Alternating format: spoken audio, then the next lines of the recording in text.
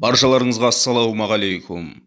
Мәжілістің жалпы отырысында бас прокурор Кәрім Мәсімовтің ісі қалай жүріп жатқандығы туралы баян етті. Ұлттық қауіпсіздік комитетінің бұрынғы басшысы Кәрім Мәсімовке қатысты мемлекетке опасыздық жасау және басқа да аса ауыр қылмыстар туралы іс аса құпия режимінде тергеледі. Тағы бір бұрынғы орынбасары Ерғожин билікті күштеп басып алуға бағытталған әрекеттер және лауазымдық өкілеттіліктерді асыра пайдалану бойынша айыпталып жатыр. Сонымен қатар бұрынғы орынбасары Осиповке және ұлттық қауіпсіздік комитеті бөлімшелерінің басқа басшыларына өкілеттіліктерді асыра пайдалану айыбы тағылды. Басқа ақпаратты аша алмаймын, деді бас прокурор Берік Асылов мырза.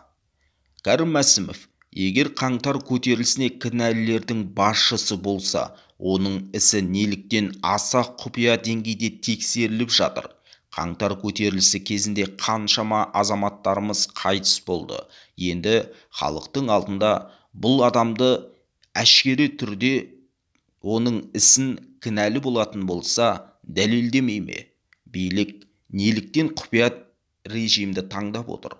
Төмендегі комментарийге пікір қалдырыңыз. Каналға жазылып, қолдау білдіруді ұмытпаңыз.